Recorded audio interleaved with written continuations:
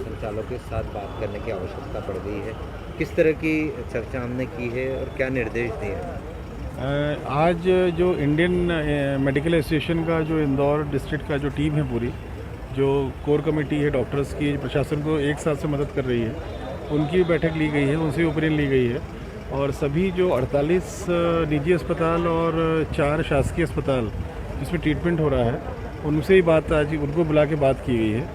अलग अलग treatment protocols पे चर्चा हुई है, रेट्स पे हुई है, रेमडेसिविर के रेट्स को लेकर के हुई है, डिस्चार्ज करने के लिए की हुई है कि ज़्यादा ना रखें, जल्दी डिस्चार्ज करें। उसमें इशूज़ इंश्योरेंस के है तो उनकी बैठक अब आगे ले रहे हैं, इंश्योरेंस के TPS की। अलग अलग ऑक्सीजन की बात को लेकर के हुई है, ऑक्सीजन की कमी नहीं होनी चाहिए। सभी अलग अलग इशू से बात हुई है और शिफ्टिंग को लेकर के भी बात हुई है कि किसी भी ऐसे मरीज जो कि वेंटिलेटर पे या कुछ हो, भले गरीब हो, पे नहीं कर पा रहा हो, तो उसका रेड क्रॉस से पेमेंट होगा, किंतु किसी भी स्थिति में क्लिनिकल कंडीशन अगर ख़राब है पेशेंट की तो शिफ्टिंग उस समय नहीं होनी चाहिए। या कोई पेशेंट एक छोटे अस्पताल से बड़े अस्पताल में जाना चाह रहा है या कोई अस्पताल से एक सरकारी व्यवस्था में जाना चाह रहा है और क्लिनिकल कंडीशन अलाउ करती है शिफ्टिंग, तो उनको भी परमिट किया जाए। ऐसा नहीं हो कि प्राइवेट अस्पताल में रोकने की दृष्टि से और बिल बढ़ाने की दृष्टि से उनको रोका जाए। ये सब बहुत सारे पॉइंट्स पे स्पष्ट भी किया है। रेट्स जो हमने फ्रीज़ किए थे उसके बारे में पुनः इनको सचेत किया है सभी को, उससे ज़्यादा रेट नहीं लेने चाहिए और इनकी समस्याएं भी सुनी है। समस्याएं ज़्यादा नहीं हैं इन लोगों की और सभी जो इंडियन मेडिकल एसोसिएशन के जो डॉक्टर्स थे उन्होंने भी अपनी अपनी ओपिनियन, अपना अपना मार्गदर्शन इन लोगों को दिया है। सर, जो हमने रेट फ्रीज किए हैं उसको लेकर, उसके वायलेंशन को लेकर बीच में शिकायतें लगातार, जब हम कोविड संक्रमण कम हो रहा था उस दौरान बढ़ रही थी।